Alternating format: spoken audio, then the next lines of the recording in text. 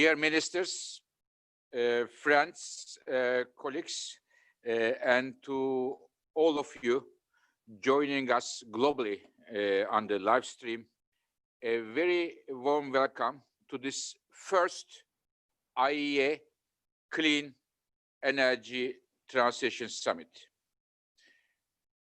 Welcome to everybody, but especially those who are participating from America, North America, South America, Asia, and Oceania. I realize that the timing is not ideal for you. So I appreciate very much you making the effort to be with us today. In this opening remarks, dear colleagues, I wanted to tell you three things in next 3 minutes. One, where are we worldwide in terms of energy and climate as of today? Energy and climate today. Second, I would like to tell you why we organize this meeting as International Energy Agency, bringing so many ministers and leaders around the world. This is the second. And third, finally, I would like to highlight my expectations from this historical meeting, bringing 40 ministers around the world together. So let me start. Where are we today in terms of energy? And what is IEA is doing? Some of you may know, I am sure many of you do know, that the IEA was the first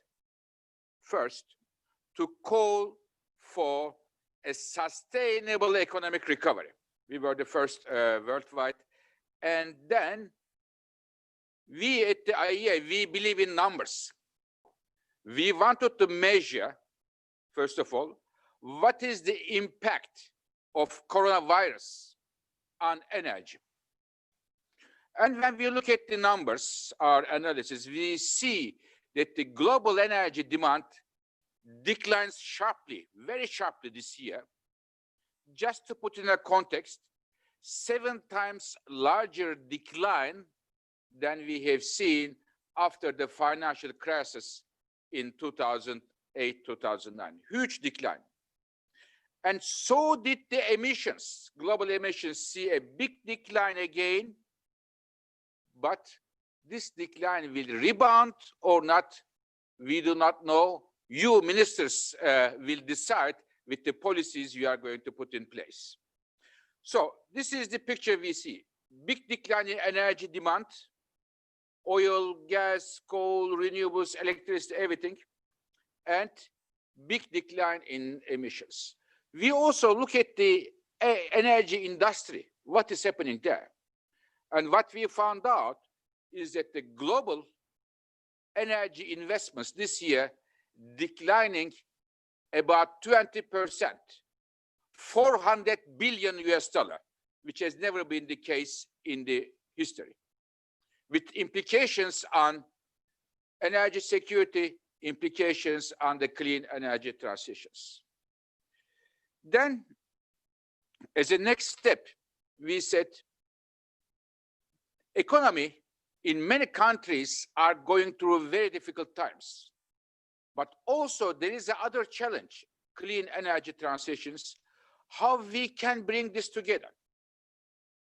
We know that you, ministers, are going to make hugely consequential decisions in a very short period of time in terms of the trillions of dollars of recovery packages.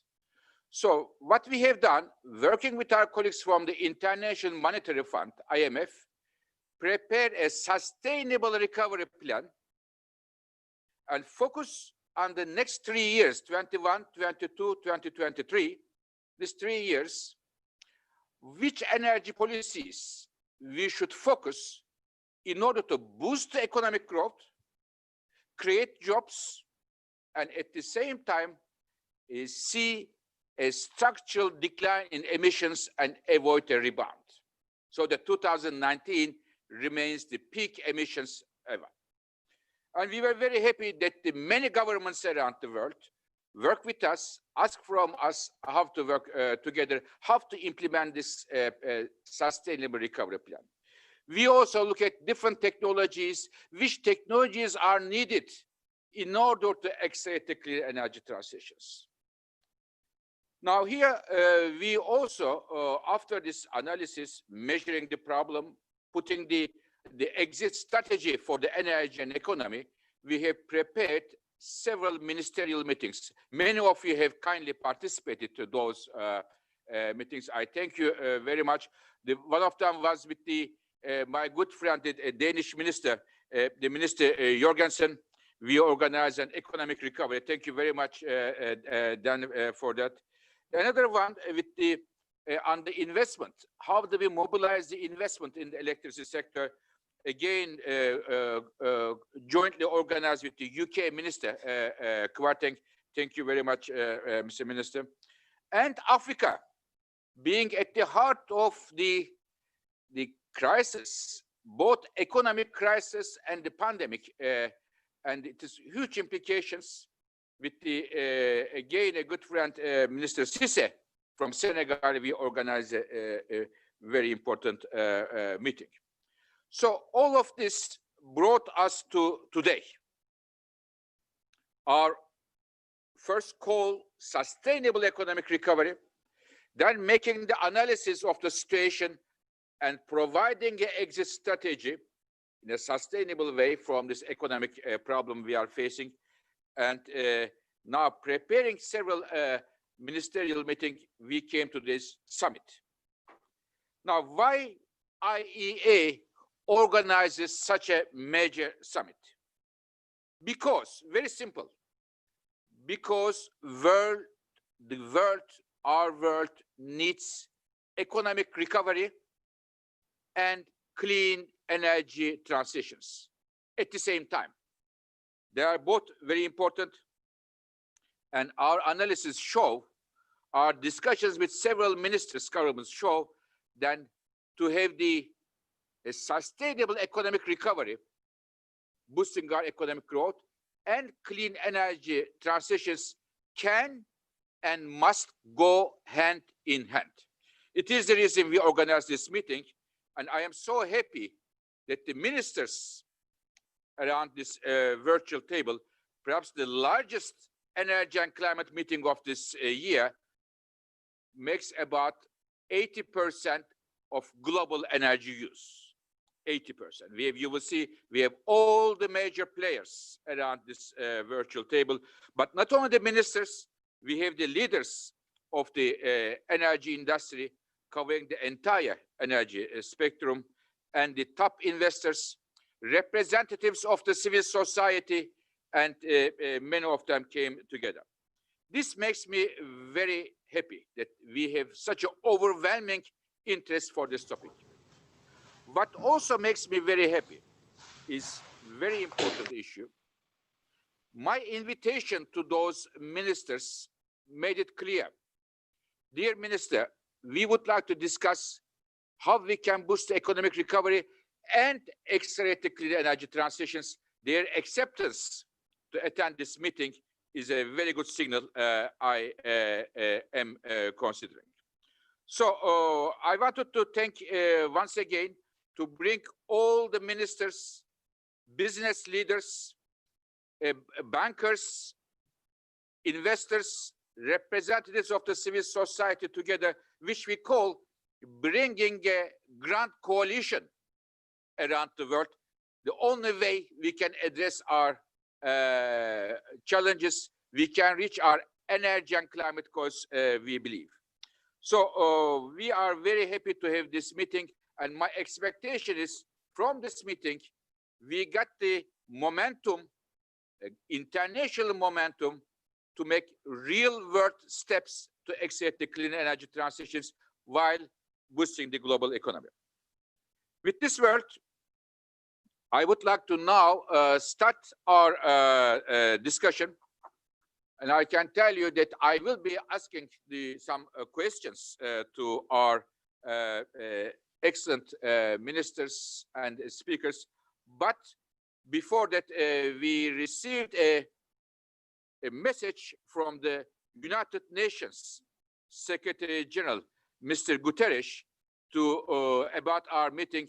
And I would like to start with that very message of United Nations Secretary General of Mr. Guterres. Afterwards, I will turn to Vice President Timmermans for his remarks. Now let's go for the video speech, the message of Secretary General Guterres, please. Energy Agency for convening this summit. It is vital that we bring sharper focus on the need to transition away from fossil fuels and toward a clean energy future, a future that protects people and planet and promotes prosperity. Today, nations are taking far-reaching decisions as they channel trillions of dollars of taxpayers' money into recovery strategies in response to the COVID-19 pandemic. As we design and implement these recovery plans, we have a choice. We can go back to where we were, or we can invest in a better, more sustainable future. We can invest in fossil fuels, whose markets are volatile and whose emissions lead to little air pollution. Or we can invest in renewable energy, which is reliable, clean, and economically smart. I am encouraged that some COVID response and recovery plans put the transition from fossil fuels at their core. The European Union and the Republic of Korea have committed to green recovery plans. Nigeria has reformed its fossil fuel subsidy framework. Canada has placed climate disclosure conditions on its bailout support. And the growing number of coalitions of investors and real economy stakeholders are advocating for a recovery aligned with the goals of the Paris Agreement. But many have still not got the message. Some countries have used stimulus plans to prop up oil and gas companies that were already struggling financially. Others have chosen to jumpstart coal-fired power plants that don't make financial or environmental sense. New research on G20 recovery packages released this week shows that twice as much recovery money, taxpayers' money, has been spent on fossil fuels as clean energy. Today, I would like to urge all leaders to choose the clean energy route for three vital reasons: health, science, and economics. First, health. Worldwide, outdoor air pollution is causing close to 9 million early deaths every year and shortening human lifespan by an average of 3 years. This is a bigger toll on life expectancy than tobacco smoking. The second reason is science. All around the world, every month, there is new evidence of the increasing toll of climate disruption. We must limit temperature increase to 1.5 degrees Celsius to avert more and worse disasters. This means net zero emissions by 2050 and 45% cuts by 2030 from 2010 levels. And this is still achievable. My third rationale for the clean energy pathway is economics. Per kilowatt hour, solar energy is now cheaper than coal in most countries. If we had any doubt about the direction of the wind is blowing, the real economy is showing us. The business case for renewable energy is now better than coal in virtually every market. Fossil fuels are increasingly risky business with fewer takers. Commercial investment houses such as BlackRock or Crédit Agricole are asking companies to change their business models. Excellencies, the right decisions can put countries on a much safer and healthier footing. I've asked all countries to consider 6 climate-positive actions as they rescue, rebuild, and reset their economies. We need to make our societies more resilient. We need green jobs and sustainable growth. Bailout support to sectors such as industry, aviation, and shipping should be conditioned on alignment with the goals of the Paris Agreement. We need to stop wasting money on fossil fuel subsidies and place a price on carbon. We need to consider climate risk in our decision-making. Every financial decision must take account of environmental and social impacts. This is more important than ever in the coming months as companies, investors, and countries make big financial decisions about the future. We need investors to demand that companies reveal transition plans to reach net zero emissions. Overall, we need to work together. The seeds of change are there. Renewable energy is the only energy source expected to grow in 2020. Solar auctions have seen popularity amidst the height of the pandemic, and India serves as a good example. Renewables offers 3 times more jobs than the fossil fuel industry. Let us commit to no new coal today and end all external financing of coal in the developing world. Coal has no place in COVID-19 recovery plans. Nations must commit to net zero emissions by 2050 and submit more ambitious national climate plans before COP26 next year. Let us embrace the vast opportunity of a clean energy future. This is in everyone's interest. Thank you.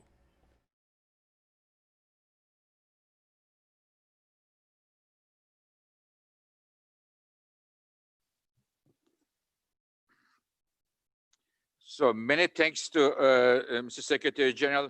Mr. Secretary General mentioned the build back better. I would say definitely, but build back better together.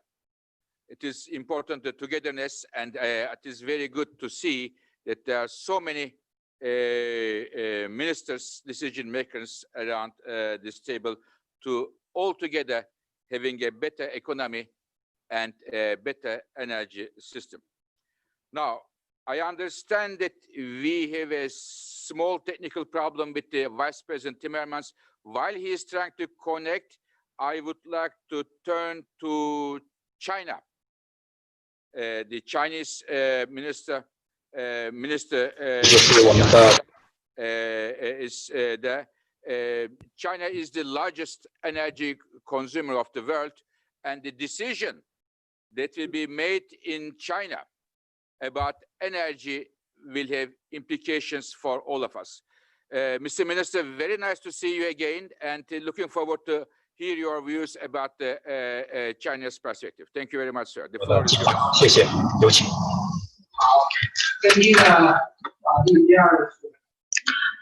Executive Director Byron, Ministers, distinguished guests, good evening. The first IEA Clean Energy Transition Summit takes place at a critical juncture when countries are jointly fighting COVID-19 and accelerating clean energy transition. It is crucial to global economic recovery, job creation, and a stable energy market. It exemplifies the excellent leadership of the IEA, especially Dr. Byron, in global energy governance. On behalf of the NEA of China, I would like to extend my warm congratulations on the convening of the summit. And I'd like to thank Dr. Byron for your tremendous support towards the development of the energy sector in China. Since the onset of COVID-19, the Chinese energy sector has been taking forceful measures to resume production, ensure stable supply of energy, and maintain a stable energy market. In Q2 this year, the energy consumption in China significantly rebounded, with a daily consumption of coal, electricity, oil, and gas on a par with last year. In June, daily electricity consumption in China was up about 7% year-on-year. Natural gas a bit higher than last year, and coal at roughly the same level, and oil products roughly 92% of the same period last year. With the great turbulence in the global market, oil and gas imports in China grew somewhat compared with last year. From January to May, the crude oil and natural gas imports rose 5.2% and 1.9% year-on-year. And we expect a moderate growth throughout this year. So China has been taking actions to ensure a stable global energy market and broad economic recovery. Clean energy transition post-COVID is a complicated and challenging undertaking. In spite of a myriad of challenges that we're faced with, we're sure that the pandemic will bring more attention to fighting climate change and optimizing the energy mix.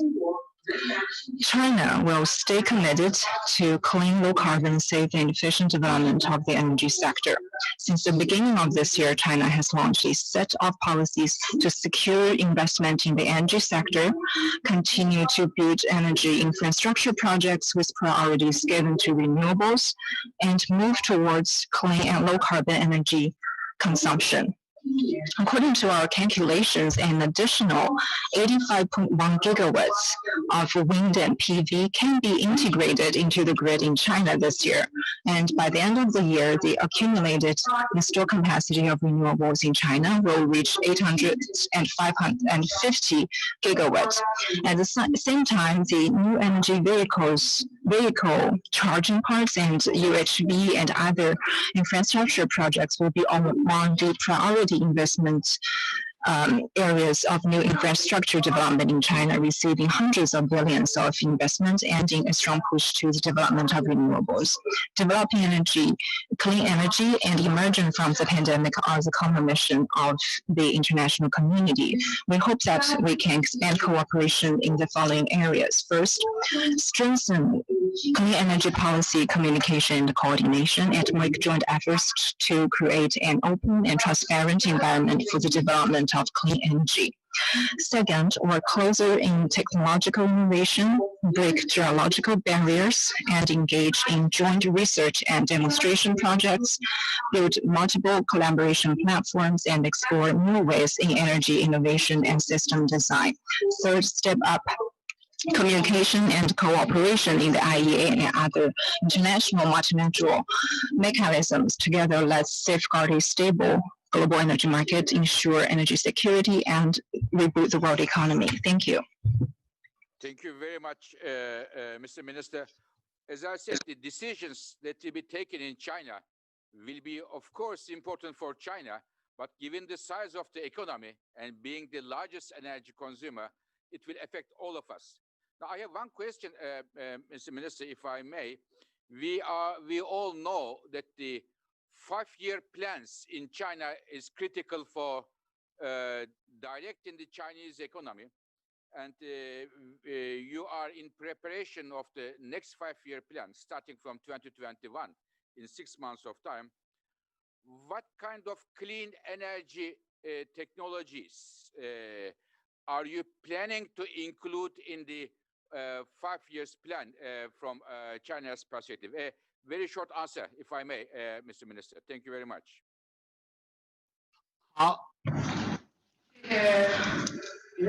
Thank you very much, Director Bao. The 14th 5-year energy plan covers a time frame from 2021 to 2025, and this plan is very important to the mid to long-term development and quality development of the energy sector in China.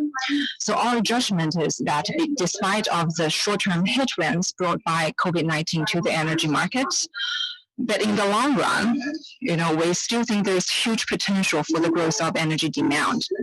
And China will stay committed to green and low carbon transition in the energy sector. So in our plan, we're going to focus on the building of an energy system that is clean, low carbon, safe, and efficient. With particular focus on energy security, we will step up reform and innovation, strengthen and expand cooperation, and push for clean energy transition and safe and sustainable development. We will give priorities to ecological, environmental protection, and green development, and push for non-fossil fuels to take up a bigger part of the newly added energy consumption. In particular, we're going to make great efforts to develop hydro, wind, PV, and build integrated renewable bases. We're also going to accelerate the development of biomass, geothermal, and promote clean and efficient development and utilization of fossil fuels. Thank you. Thank you, Mr. Minister. We are ready as IEA to support the Chinese efforts in terms of the clean energy transitions, energy efficiency improvements, as we are working together. Thank you very much, Mr. Minister. Now, staying in Asia, going to a country which has been many years a key driver of energy innovation, Japan. Mr. Minister, very nice to see you once again, and looking forward to hear your remarks, Mr. Minister. The floor is yours. Good evening, everyone. As you have been introduced, I am Kajiyama Hiroshi, Minister of Economy, Trade and Industry of Japan. First of all, I thank Dr. Biro, Executive Director of IEA, very much for hosting the important meeting today. Having said that, allow me to make some comments on Japan's thoughts on the world's energy transition and decarbonization. Through the global spread of coronavirus, the world has come to recognize once again the importance of resilient and clean energy system. However, there is no single path to achieve that. As countries differ in their geographical characteristics and developmental stage, these need to be factored in to think about our own pathways for energy transition and act upon it. Japan is prone to natural disasters such as typhoon. Moreover, due to mountainous terrain, potential for renewable energy use is limited. However, despite these constraints, Japan is aiming to achieve economic self-reliance on renewable energy and make it into a baseload power. To that end, last month, Japan revised the relevant legislation, paving the way for combining various policies to establish a resilient transmission grid with a bigger renewable component in a cost-contained manner. Further, as regards coal-fired plant in Japan, to make more firm the phasing out of an inefficient coal power generation plant as prescribed in Strategic Energy Plan, I have given instruction to start examining the ways to introduce more effective new mechanism. Also, regarding the export overseas of coal-fired plant, a more stringent policy was set today, which was released to the public. And whose basic policy is to actively support the decarbonization of recipient countries, and for countries who cannot but to opt for coal-fired plant still, the assistance is limited only to the top-notch technology will be provided. We will continue to contribute to the effective reduction of CO2 emission. In addition to these immediate efforts, Japan believes that in order to achieve more effective decarbonization globally, including industry and transport areas, the combined use of various decarbonization technologies is important, such as hydrogen, key technology for clean energy transition, CCUS, carbon recycling, as well as many other innovative nuclear technology. On hydrogen, Japan took the lead in the world to put together a national hydrogen strategy in 2017. Australia, Netherlands, and Germany, and also EU came up with their own version of hydrogen strategy yesterday, and the drive toward worldwide hydrogen use has begun. Japan will also work toward a hydrogen society and intensify efforts accordingly. This fiscal year, total budget will be more than $700 million for it. However, these technologies are still costly, calling for further innovation to further drive down the cost so that it will be deployable. To that end, Japan, through the steady implementation of progressive environment innovation strategy formulated this January, our concrete pathway for cost reduction and subsequent take-up will be shared with the world, through which contributing to the decarbonization of the world. Although each country has its own domestic situation, but all countries have to work in unison when it comes to solving global issues such as climate change. Last year, as a G20 presidency country, Japan presented to the world the basic concept of virtuous cycle of environment and growth, and took up 3 areas of LNG, hydrogen, and carbon recycling, which are indispensable for advancing realistic and efficient energy transition, and hosted international conferences around these topics all at once. This year as well, in October, 3 conferences will be held virtually, where policymakers and the top-notch experts would gather together and hope to deepen discussion on emerging issues post-COVID and concrete actions going ahead. Lastly, IEA, even under challenging times like we are in now, has released thought-provoking reports one after another and has convened international conferences actively and has taken the lead in discussion over energy. I express once again deep respect to the leadership of Dr. Biro and hope very much the role of IEA as an information hub to handle all energy sources and technology. Thank you so much. Thank you very much, Mr. Kajiyama. Mr. Kajiyama, we are a bit running out of time, but I have a short question to you, if I may, about coal.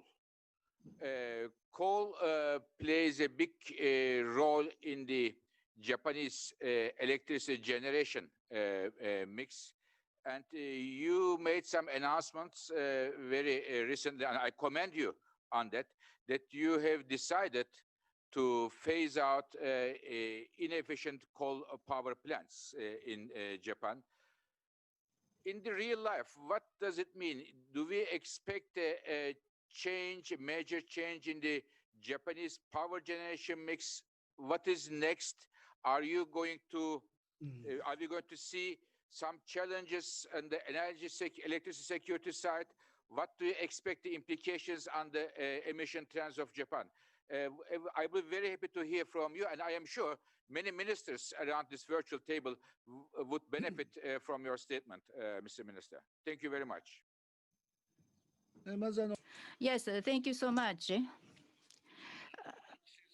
The new and effective mechanism will be considered, including new regulatory measures, mechanism to induce early withdrawal of inefficient coal-fired plant, such as a taxation system, and review of grid use rules to suppress inefficient thermal power and accelerate introduction of renewables. All these will be considered. As for the ratio for the renewable base loading, of course, it has a big potential so that offshore wind around which that time a public-private consultative council will be launched this month.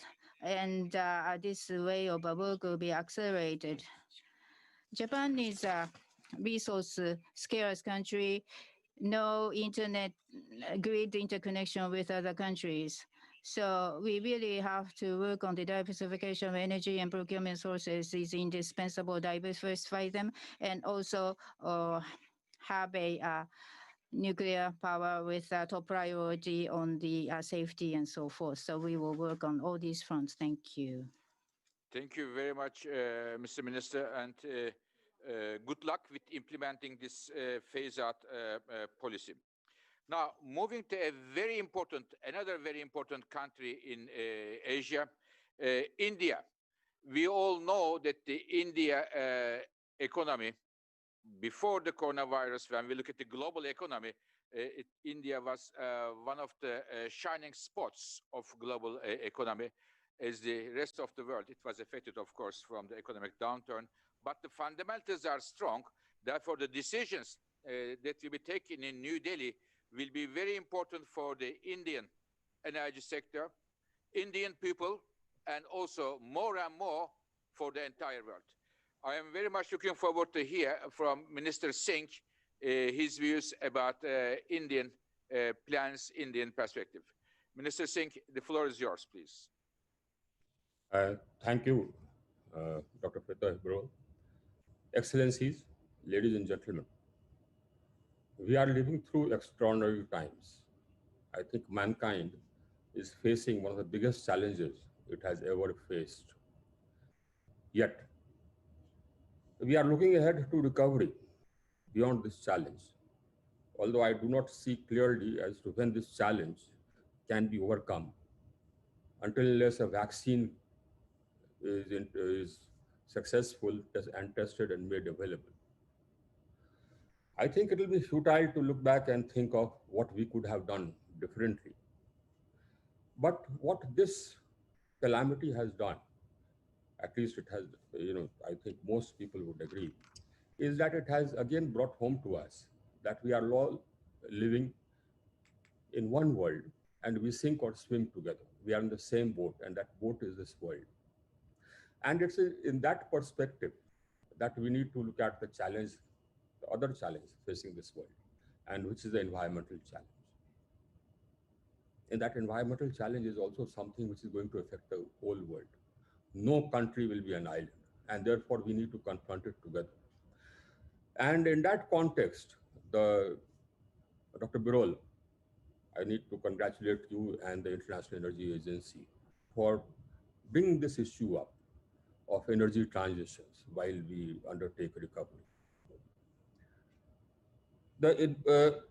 We in our country, our government has made it very clear that for us, the environmental challenge is of paramount importance. Our country had made a pledge on the sidelines of COP21 that by 2030, 40% of our energy capacity will come from fossil fuels, non-fossil fuels. And we are almost close to that. We are already at 38.5%. We are going about meeting this environmental challenge in two ways. One is energy transition and the other is energy efficiency.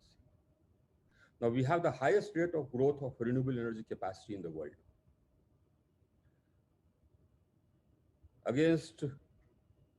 We had set a target of for ourselves of establishing 175,000 megawatts of renewable energy capacity by 2022. Now, if you take the capacity which has been installed and which is under installation, we are very close to that. We are already at 133,000 megawatts. The IEA's World Energy Investment Report 2019 has rated India as the fastest growing energy market in the world. We continued adding capacity despite COVID.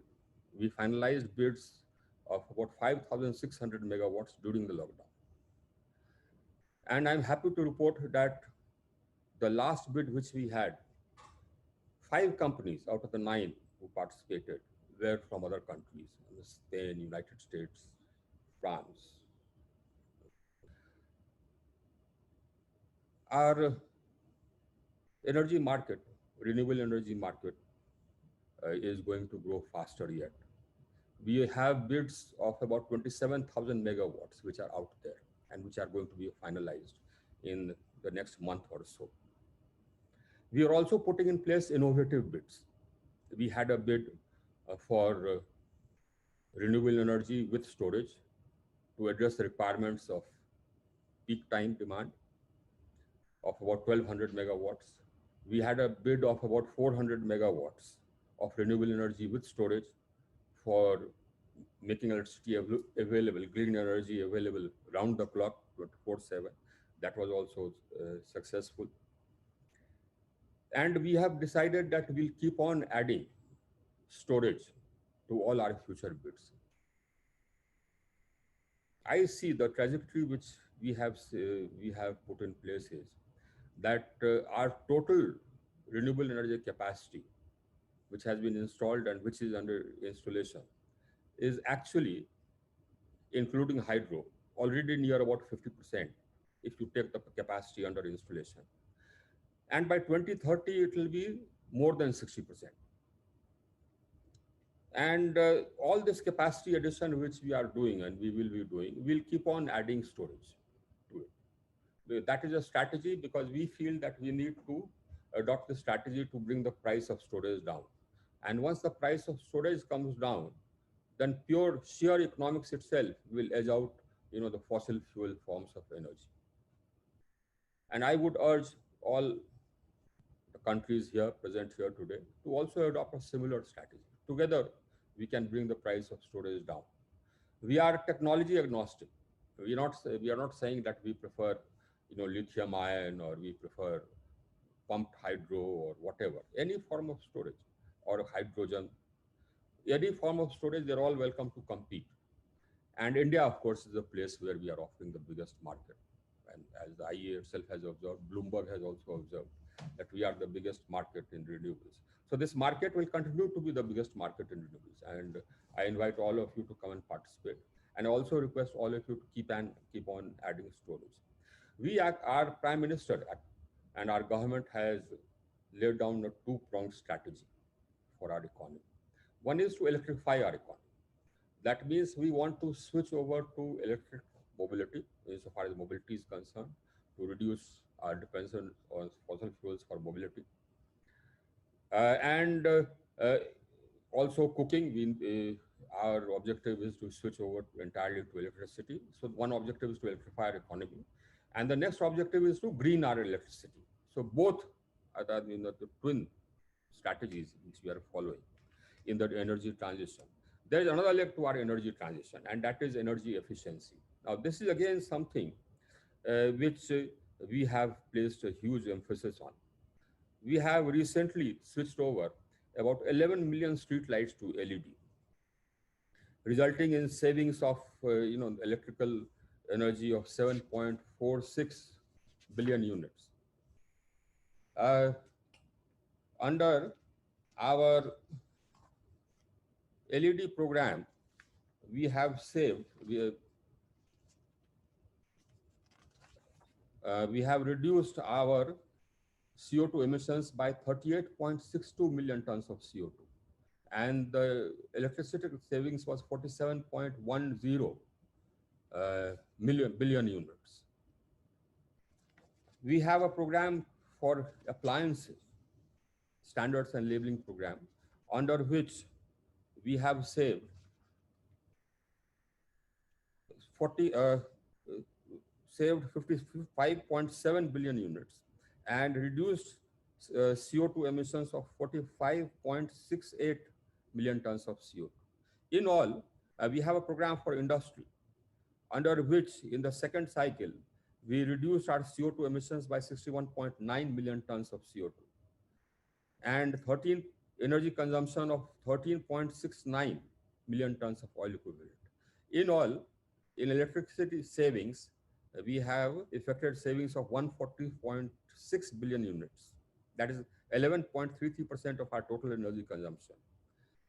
Thermal energy savings of 12 million tons of oil equivalent, and total energy savings of 23.72 million tons of oil equivalent, and reduction in CO2 emissions of 155.2 million tons of carbon dioxide. For us, environment, for our government, led by the Prime Minister Modi, environment is actually a matter of religion almost, and we'll achieve our goals. By 2030, you will see India having more than 60% of its capacity from renewables. Thank you, Dr. Birol, and congratulations again for Thank you very much, Minister Singh. Great improvements in India. I mean, you mentioned the renewables and energy efficiency. Maybe it is not directly related to this meeting, but I wanted to also congratulate India for the historic achievement bringing electricity to all of its citizens. So it is a very important achievement as well.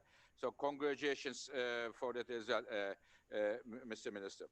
Now, I would like to move to Latin America now. We are very fortunate to have Brazil. Mr. Minister is with us so early in the morning. Very good morning to you, Mr. Minister. I thank you very much for getting up so early and to join to your colleagues in Asia who are almost ready to go to bed. Very nice to hear from you, Mr. Minister, your perspective, Brazil's perspective, the largest country in Latin America, and of course, the decisions, the directions you take is very important for your country, but also for the world. Thank you very much once again, Mr. Minister. The floor is yours, please. Thank you, Mr. Chair, Dr. Fatih Birol. Good morning, good afternoon, good evening, everyone from Brazil. Brazil took the necessary measures to guarantee that emergency financial and economic relief were available to prevent an even deeper crisis.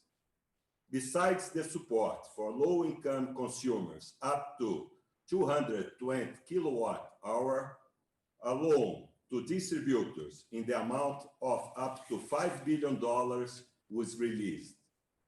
Our 10-year and our 30-year energy plan are being adapted to the pandemic effects and will be made public by the end of this month of July.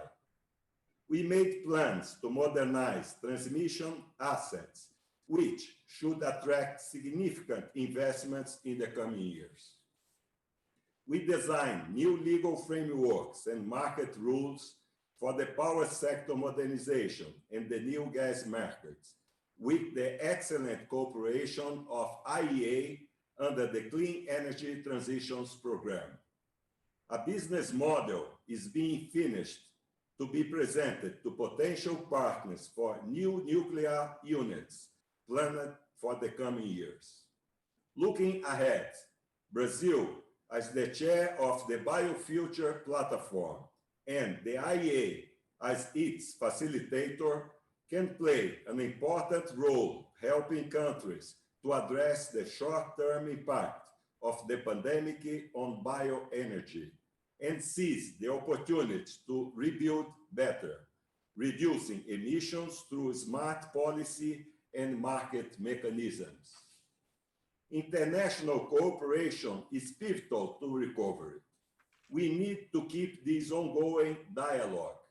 In particular, Brazil wants to develop partnerships in the low-carbon hydrogen sector. We recognize that IEA leads the global call for sustainable recovery, offering concrete solutions to boost economy, create jobs, and put emissions in structural decline. This event is proof of IEA's growing global convening power. Finally, we praise the important role of IEA leading global energy transitions with an all fuels, all technologies approach. Thank you. Thank you very much, Mr. Minister. Now, first of all, for your kind words and also for giving this information about Brazil and your approach. For the ministers, some of you may not know, IEA has a very special project, Clean Energy Transitions Project, that we are working with emerging giant countries to help them to share best practices in terms of the renewable energy, energy efficiency, carbon capture and storage, and other different technologies to accelerate the clean energy transitions, and Brazil, India, China examples to those. And I wanted to also highlight one issue, Brazil and biofuels. Colleagues who are, I know there are many ministers here who read a lot, energy and non-energy things. In the history, energy history, it is a very important example how policy does matter, government policies in terms of bioenergy and what Brazil has achieved through bioenergy programs since decades. And we are very honored to work with the Brazilian government on the bioenergy futures platform and many other governments in Asia, Latin America, and elsewhere. So thank you very much, Mr. Minister, for your leadership in Latin America, but also globally. Now, may I go from Brazil to Europe, to Vienna, to Austria, a wonderful city that I had the privilege to live 13 years. Madam Minister, Minister Gewessler, we are very much looking forward to hear your view on the new Austrian governments, because you have a new government, and I have congratulated you before, but once again, congratulations for your very important job here. Madam Minister, with the new government policy in terms of clean energy transitions, where do you stand and how do you see it also in European and global terms, Madam Minister?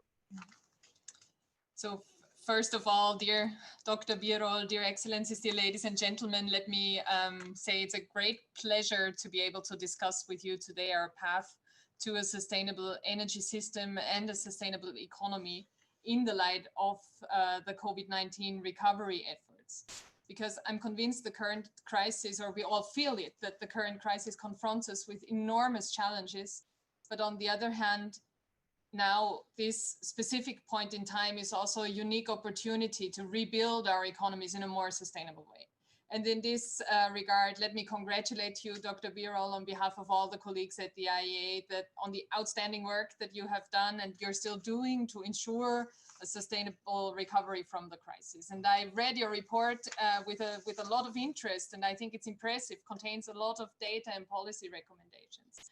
And allow me to comment on 3 points. The one is I would like to specifically support the focus on investing not only in electricity grids, but also in renewable transport, and in particular high-speed rail. We all know mobility, key concern in our CO2 balance sheet.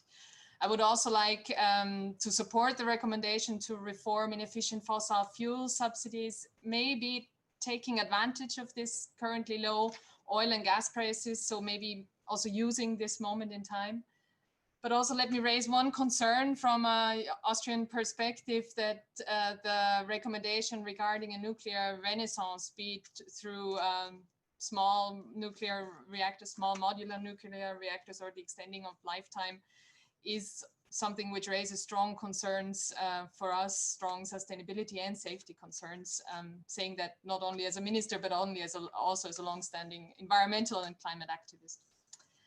But for Austria to build the bridge, it's a fundamental importance that the clean energy transition is one of the main pillars for securing our competitiveness in the future, and to ensure credible climate action, and that we need to use this moment in time to focus our recovery efforts on increased investments in green and sustainable energy sources, in energy efficiency, and in new, safe and sustainable technologies, be it at the Austrian level, be it at the European level, be it at the global level. And I will not give you an overall view of Austrian energy policy now. We're due to the short amount of time, but you know that we have very ambitious goals.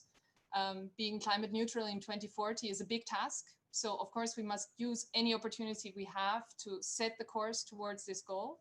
So we do that. Let me focus on the economic recovery plan that we were currently devising.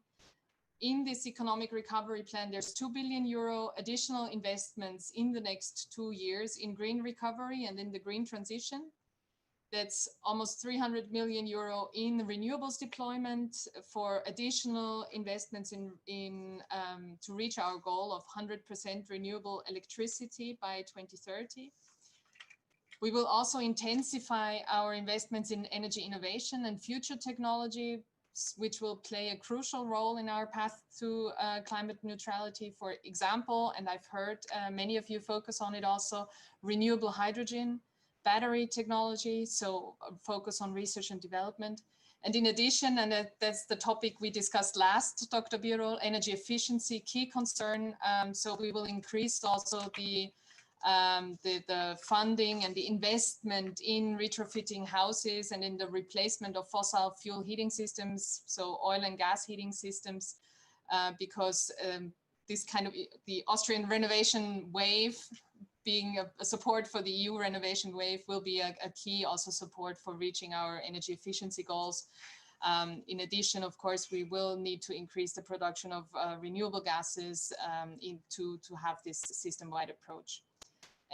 But let me conclude by saying I'm really deeply convinced that in investing in decarbonization, in the energy transition, right in this point of time, it will produce a double dividend.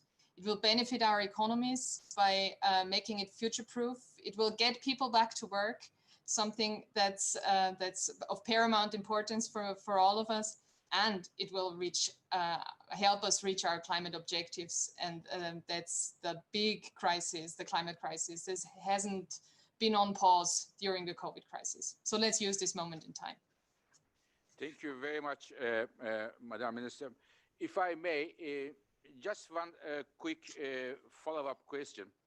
Again, your new government's ambitions 2040 is a very strong one, very ambitious, and lots of courage, I am sure, and work it required. Now, and I know that you have a very strong support from your citizens, But in terms of implementation, Madam Minister, if you have to pick up two big challenges to reach this target, what would you pick up? Two main challenges to implement and to reach that very ambitious and, of course, a legitimate goal. Thank you very much. It's an easy and difficult question at the same time. I think there are so many challenges in so many sectors that many of us face in our daily work. Usually, I would say mobility is a key question, but if we look at the size and the challenge that some of the industry sectors face in terms of transitioning, it's huge. We see it in the automotive sector, we see it in the airline sector, sectors that have been hit now very hard. So I wouldn't want to pick a sector or a specific task, but I think what's key for all of us is to navigate and to steer and to encourage people for change. And Thank you very much. Yeah, thank you very much. And the mobility is a major problem in many countries, and of course, we all see a big increase of renewables, but they are mainly in the electricity generation. And what is important is the clean energy transitions, not only clean electricity transitions. We have to look at what's happening in the mobility, industry, home heating, and others. Thank you very much, Madam Minister. And I hope you didn't forget that you and your colleagues promised me a melange, the cafe, when I come over to Vienna next time. Thank you very much. Thank you very much, Madam Minister. So may I turn to another very important country in Asia, Indonesia.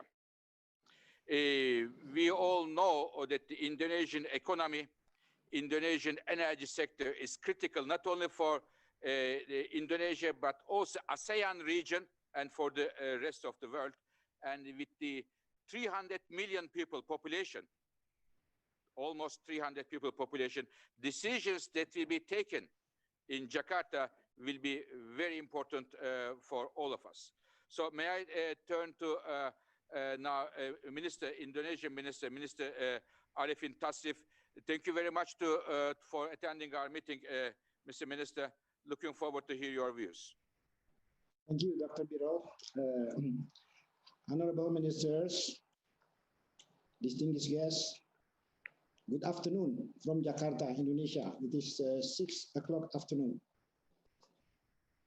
This summit, IEA summit, indeed is timely as the world economy is now facing challenging time with the COVID-19 outbreak, which is undoubtedly affected every corner of the globe and hinder sustainable development and clean energy transition.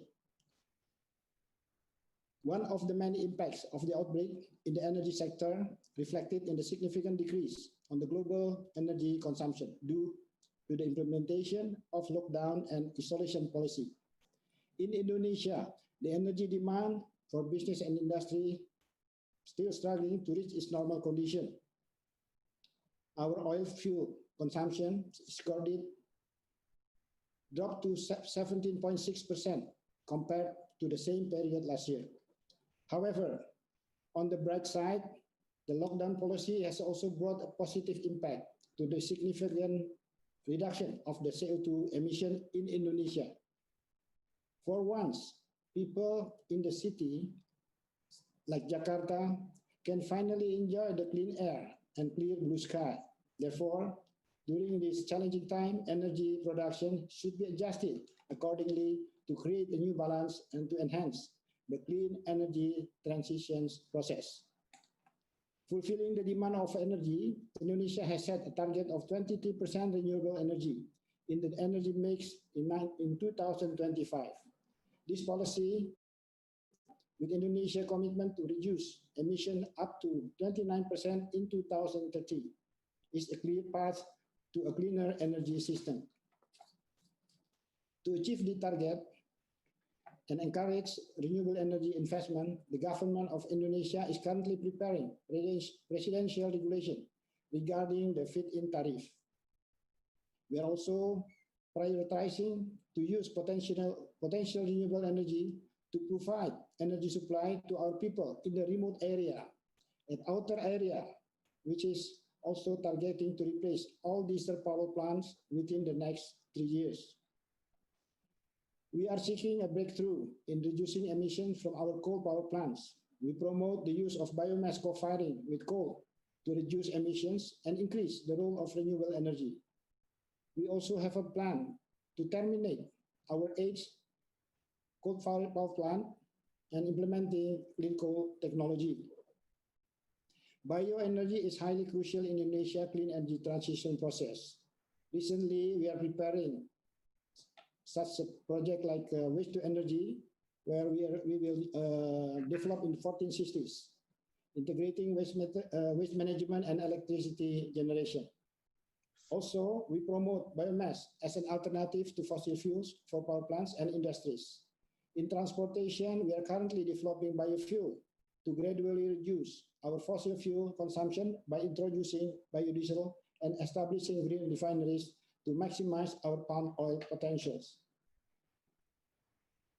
Indonesia has the world's third largest expanse of tropical forests, and we have set a bold target to reduce greenhouse gas emissions, mainly from the forest and land use sectors. We are working hand in hand with our partners in the REDD+ program to reach these targets, one of which is through partnership with the Kingdom of Norway in verified performance model of carbon pricing, which has been proven to reduce equivalent to 11.2 million tons of CO2.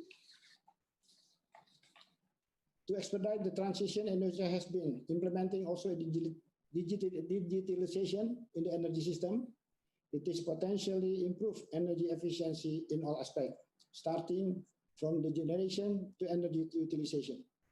In the demand side, our program of energy efficiency focusing on the implementation of energy management standards and labels for equipment and behavioral changes through awareness raising. Investment in equipment and systems will be needed in order to achieve better energy efficiency. Therefore, affordable financing to support this paradigm shift is then required. Indonesia highly appreciates the long-standing cooperation with the IEA in supporting our energy transition, especially in the current challenging situation.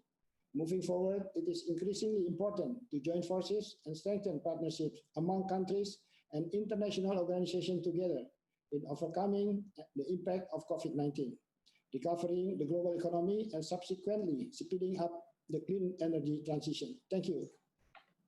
Thank you very much, Mr. Minister.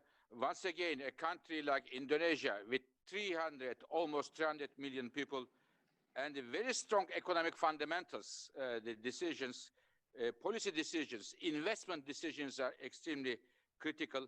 And we are very happy, as you mentioned, Mr. Minister, working together in the context of our clean energy transitions program on renewable energy. And one question to you, Mr. Minister, how do you see the renewable energy investment perspectives in Indonesia? Because we know that you have huge potential on almost all renewable resources, and there is a lot of interest there for both domestic and international companies. But from your perspective, Mr. Minister, how do you see the renewable energy investment perspective in Indonesia briefly, especially the way that you and the IEA working together, trying to make it even more attractive for the investors? But I would like to hear your views, Mr. Minister. Thank you, Dr. Biro. Indonesia, as you recognize, we have quite huge resources of the renewables. We have geothermal here. We have also solar energy source. We have a bioenergy resources, where we can produce biomass, biofuels. And then recently, as to achieve our target in 2025, that we are preparing right now the presidential regulation, which will be issued within the next couple months, which will issue the new tariff which we believe it will attract investment to come to Indonesia, because in order to change from the fossil energy to the renewables, it needs a lot of capitals. So that's why we hope that this new tariff will attract investors to come. And also we are going to simplify the administration process here. Thank you This very new much. regulation, we will introduce new tariff for renewable energy. Yes. So we hope we can create better business and then more partnership with foreign investors in Indonesia. Thank you very much, Mr. Minister, and we are very keen to make it even more attractive for the investors, but most importantly, for the Indonesian people to breathe better air, better quality air, and boosting the growth. And we are very happy to work with the Indonesian government under the umbrella of the presidential decree in terms of the renewable energy investment framework. Now, I would like to go to, I would say, Davos. I know that Mr. President Brande is not in Davos, but he will talk us about the World Economic Forum, and then go to South Africa. The Minister Mantashe is there. But before going there, I wanted to share with you a personal note. I was very impressed that more than 40 ministers, business leaders, overwhelming response to our invitation to come to this meeting. And we decided to make it a global live stream. And my colleagues tell me that as of now, hundreds of thousands of people are watching this, highlighting the importance of the energy and climate energy transitions. My colleagues are preparing the exact number, and I will be sharing with you in about half an hour. So thank you very much for your presence once again to all the ministers. Now, we all know that the policies matter, but Davos does matter as well. And we were very fortunate that the World Economic Forum and the IEA organized several meetings, bringing the ministers and the CEOs together in the last few months. And I am very thankful to President Brande for taking time from his busy agenda and sharing with us his thoughts from a business perspective, from a World Economic Forum perspective. What are the priorities in terms of clean energy transitions? President Brande, the floor is yours, please. Thank you so much, Dr. Birol, and congratulations on your success on reaching out to hundreds of thousands of people. And distinguished ministers, excellencies, thank you for this opportunity to speak at this very timely and I think crucial summit. The Sustainable Recovery Plan shows we can accelerate recovery through energy transition. I think that's the whole point, creating 9 million new jobs and also making sure that we have a more resilient energy system. This win-wins will not happen on their own. They will require smart stimulus, policies, and the public and private sectors working together. That's what it's all about. Decisions we all take in coming months will be crucial.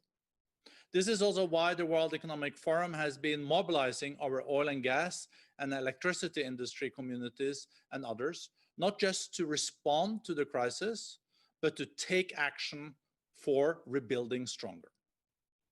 Together with the IEA, we have also engaged CEOs from different energy sectors and spectrums and ministers in sustained dialogue, as also alluded to by Dr. Birol. I have been impressed by how committed these stakeholders are in working together to speed economic recovery and transition to a more sustainable and resilient energy future. Let me share 3 points from this for the discussions today. First, scaling available clean energy solutions like solar, wind, and energy efficiency is key. When deciding on policies and investments in these and other areas, we should take into account the full system value.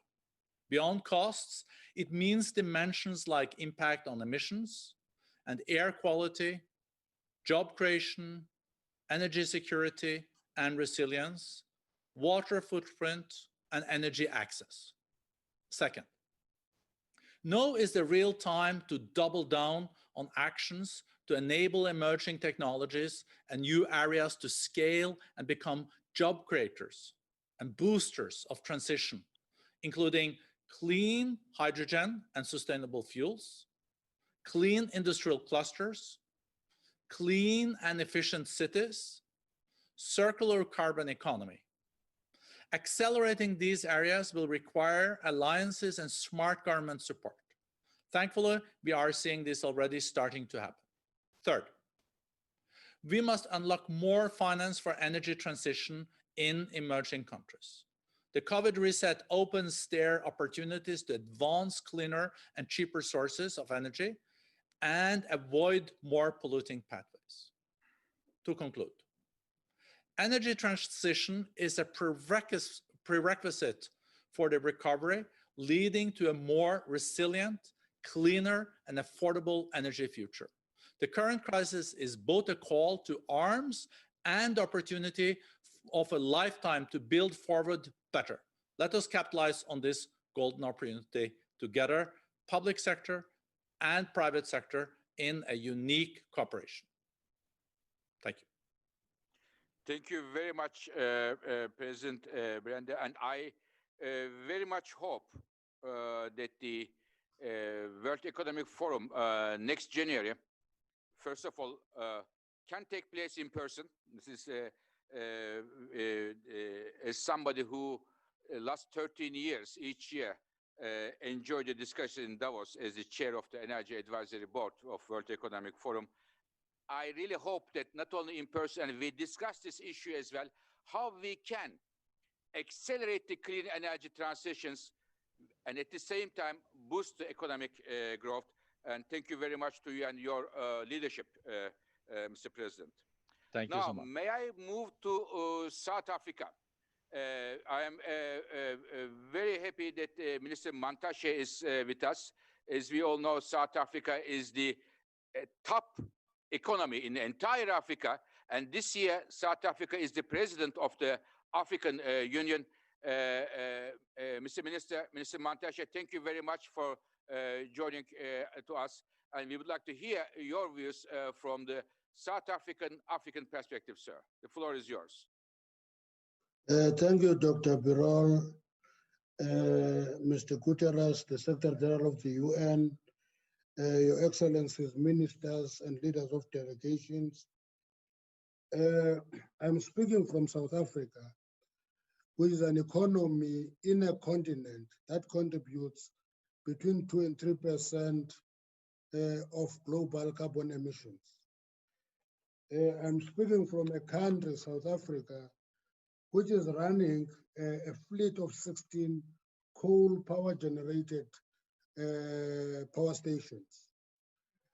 Now, and we're under pressure to actually eliminate those 16 power stations. The sooner the better. In response to that, we are a signatory to the Paris Agreement, and our commitments there stand. And they remain central in our planning. In 2020, coal is providing 75% of energy in South Africa. Renewables provide 7%. In terms of our integrated resource plan, by 2030, which is 10 years from now, coal will be reduced to 59%, and renewables will be grown to 24%. Now, in the plan, we have allocated various technologies because we think that it's not only coal versus renewables. We believe that it is about security of energy supply. We are a country in Africa where 87% of the population have access to electricity. We are having 13% that we want to make up so that we can have universal access to electricity. In our plan, we have allocated emergency power to generate 2,000 megawatts. Coal is only given 1,500 megawatts to 2030. And in that 1,500, we will be looking in all technologies if we can still have use of coal cleaner, because of huge deposits of coal. So cleaner coal technologies to us are not yet a no-go area. We are experimenting with them. We have 2,500 megawatts, which we must get either from hydrogen, which is scarce. We can only get it if the Inga project become a reality and get energy from there. Alternatively, we'll have to develop nuclear capacity in addition to what we have. And that nuclear capacity, we have taken a decision that, listen, we're not going to go full scale. We're going to go modular at a scale, pace, and price that our economy can afford. Photovoltaic have been given 6,000 megawatts to generate, to add. These are additional. And wind is given 14,400 megawatts to add. Storage 2,088, and gas 3,000 megawatts. You can see that we're looking at a range of technologies. We took that option because we don't have the comfort of saying we can move from coal to renewables overnight. And therefore, we must sustain accessibility. We must sustain the ability to keep our economy going, and to see energy as a flywheel for the economic renewal post-COVID, if there will be a post-COVID soon. And therefore, I'm sure that picture gives you the picture of what we're doing, but that integrated resource plan for us guides us on electricity generation up to 2030. We'll revisit it in 2030 and adjust it to the conditions that we're facing at that point in time. I would say many things, but in the interest of time, I think this picture that I'm painting will actually give you a picture of where we're going. Emphasis, we're looking into energy mix rather than one technology option. Thank you. Thank you very much, Minister Mantashe. Now, I have one question to you on that, but before that, I see the Mexican Secretary, Minister Nale is there. I just want to thank you, Madam Secretary, so early, I know Mexico City, to wake up, and on behalf of the IEA, thank you very much for joining this event. But going back to Minister Mantashe, Minister, first of all, I agree with you completely. The Mexicans, the Africans, whoever they are, people's most important thing is to have access to energy. And of course, we have to reduce the emissions, but I can understand that the priorities in sub-Saharan Africa compared to another country are not exactly the same. And it is very normal that you look at the entire power generation mix, energy mix, make the most of all the available sources in the most sustainable way. Now here I have one question to you, Minister Mantashe, because I know that one of your passions, one of your preoccupation is bringing access to energy to everybody in your country, but outside of your country. What is the one single most important challenge to have access to energy in Africa in general, I should say, or in South Africa? What if you have to pick up one most important challenge you see in having a universal access to electricity, please? It is the ability to develop capacity, connected capacity, that can be used to give access to everybody. And that is the biggest preoccupation. But we have not removed our eyes from the ball in terms of reducing carbon emissions. That's why we subscribe heavily to the concept of just transition.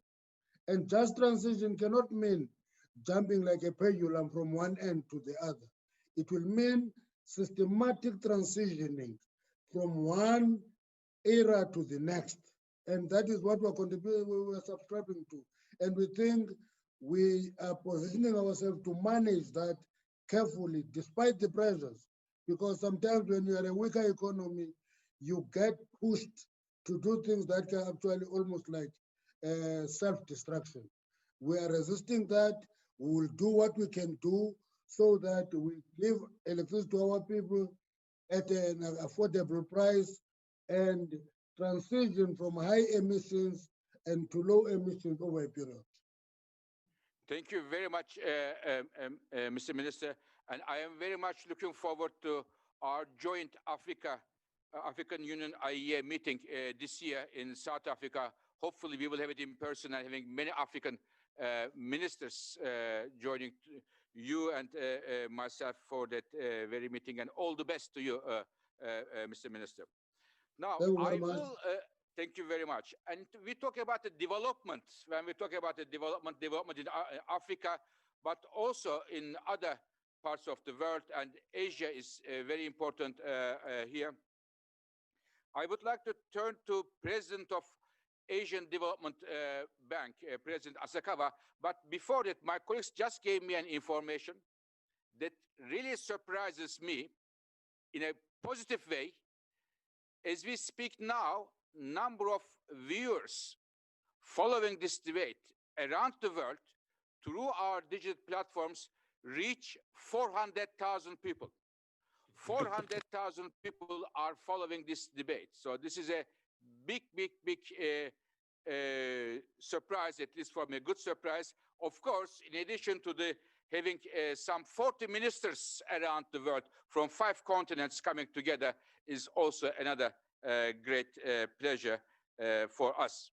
Now, having said that, Asian Development Bank plays a very important role in a continent which has been decades and decades the engine of the global economic growth, and the what ADB decides in terms of loans, in terms of which technologies does matter as well.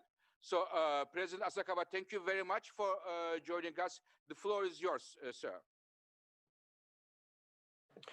Thank you. Thank you, Dr. Bio. And also congratulations on your, getting 400,000 viewers for this. That's really great. And it is very honor to speak to you today at this very important and attractive summit meeting on the clean energy transition towards sustainable recovery. First, let me thank Dr. Bio for his contribution to ADB's Asian Clean Energy Forum several weeks ago.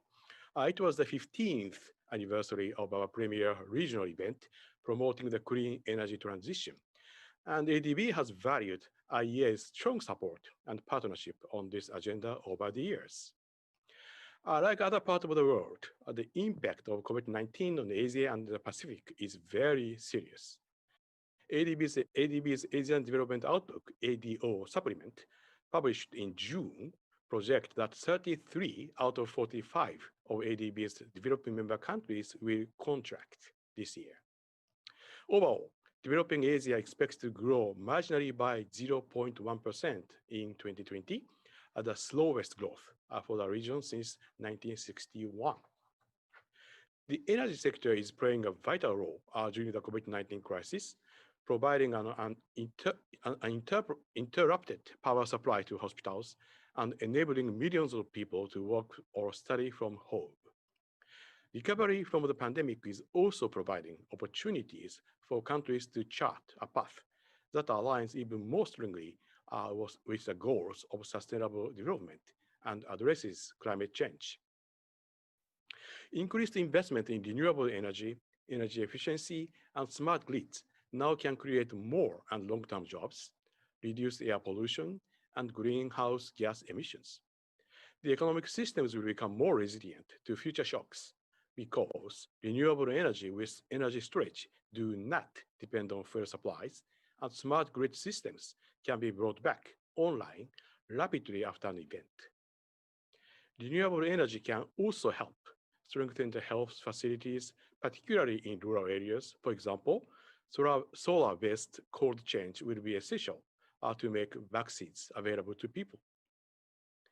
In 2019, our climate financing reached a record high of $6.56 billion, meeting our target of doubling ADB's annual climate investments from 2014, a year ahead of schedule. We have set an even higher climate target for the next 10 years under our strategy 2030. We aim by 2030 to provide $80 billion in cumulative climate financing and to focus on climate adaptation and mitigation efforts in at least 75% of our operations. Building economic recovery and achieving sustainable energy goals, both globally and in Asia and Pacific, require closer cooperation among all stakeholders.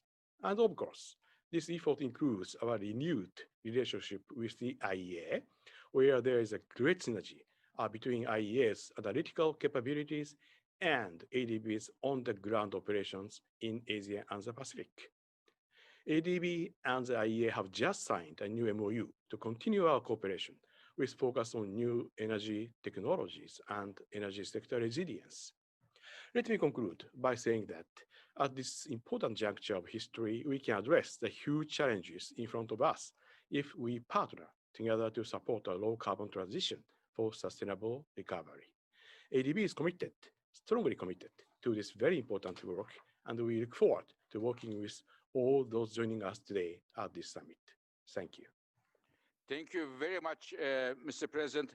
We know very well, Mr. President, how important your decisions in terms of allocation of finance by ADB. It is the reason after we signed this milestone agreement between ADB and the IEA, I sent an email to my staff, or many of them, saying that we have even much more responsibility on our shoulders now because the analytical advice we give the ADB, which technologies and where will have a strong impact on the real life and real emissions.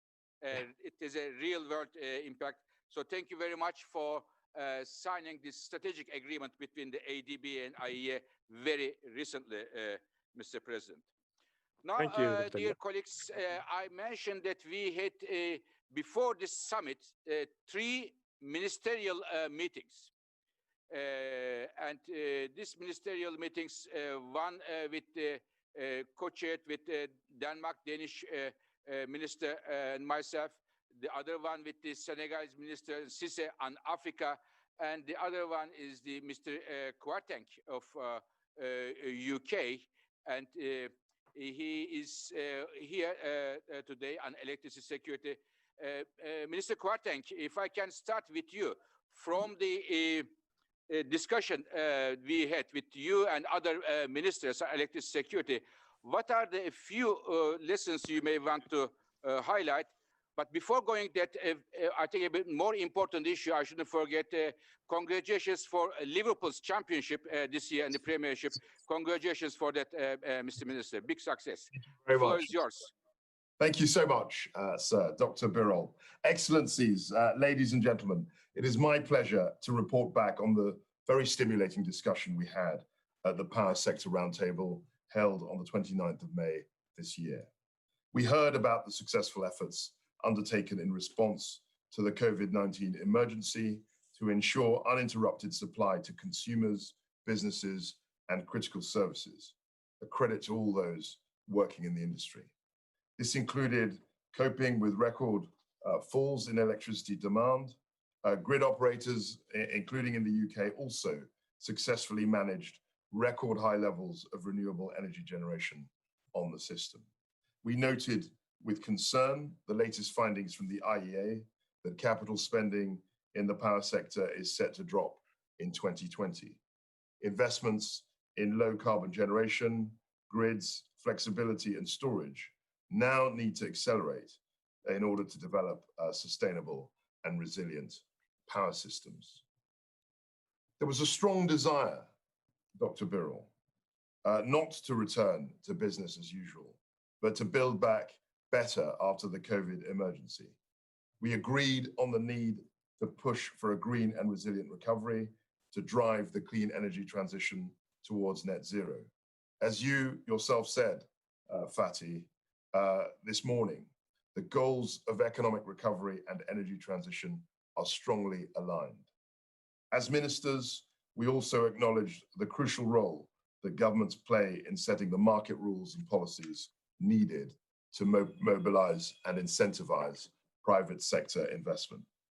We also need to boost innovation, and an ambitious second phase of mission innovation will help accelerate innovation in key areas such as flexible grids.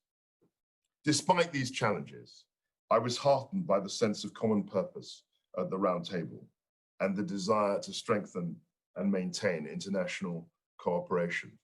Just as Minister Zhang said this morning, by working together, we can accelerate innovation and the growth of markets for clean technologies. The ongoing insight and leadership provided by the IEA will be crucial, including the continued rollout of the highly successful Clean Energy Transitions Program. As incoming COP president, the UK invites you to join us in identifying the best ways that we can work together to speed up the global transition to cheaper and cleaner energy. I look forward to hearing all views canvassed during today's meeting. Thank you very much.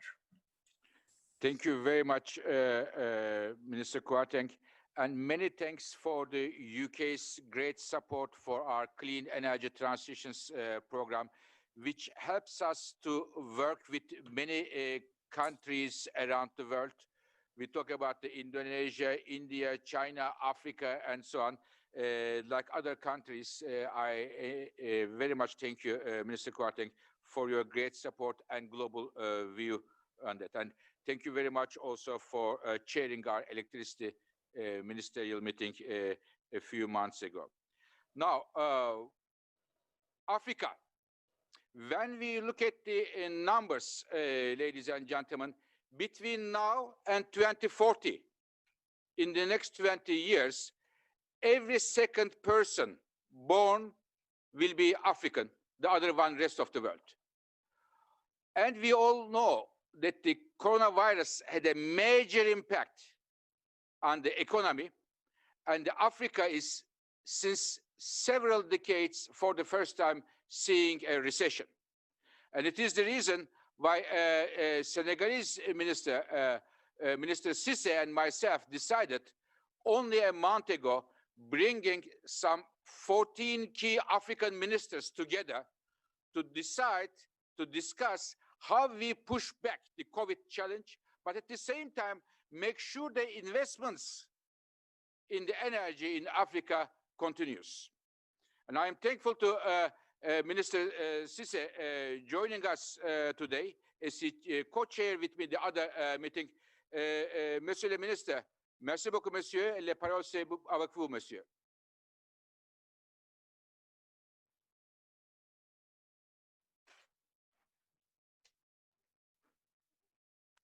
Thank you, Dr. Birol.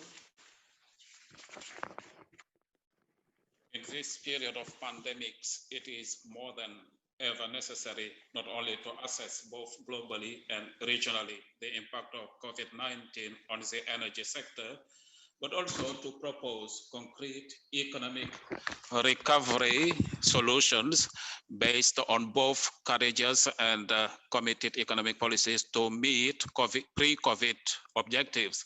Thus, I personally had the pleasure on behalf of Senegal of co-chairing with Dr. Birol a roundtable held on last 30th June, bringing together several ministers of African continent. I would therefore like, through my speech today, to share with you the conclusions of the roundtable. On that, I would like to thank my African colleagues. Beforehand, allow me to relay the strong commitment made by Senegal under the impulse of His Excellency Macky Sall, President of the Republic, to incorporate as much as possible clean energy sources in the national energy mix. Thus, we are currently at almost 23 of clean energy consumption in Senegal.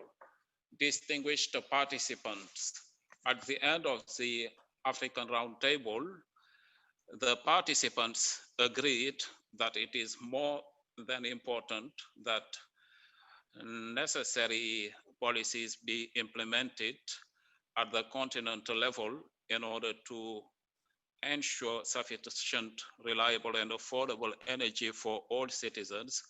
Finally, the need for an inclusive, fair, and sustainable energy transition was widely stressed. Regarding the energy sector, participants welcomed the progress made by many African countries in recent years, but in the face of the pandemic, so the problem of real resilience of energy sector across Africa is at stake. The COVID-19 crisis severely slows progress in energy access, and containment measures threaten off-grid development projects. It is urgent to strengthen, therefore, and speed up regional and sub-regional projects. With regards to oil and gas, the crisis has disrupted the world market and led to a sudden and sharp decline in export revenues. The persistence of uncertainties creates new risks and gives rise to difficulties in terms of long-term security and sustainability.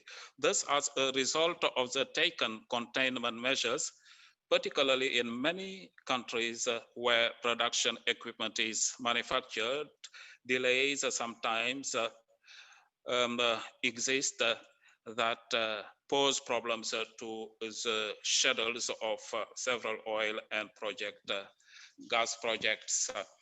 Ladies and gentlemen, this roundtable also allows us to highlight the importance of strengthening strategies on local content and local capacity development, technology transfer, capacity building, particularly through training and sharing of resources.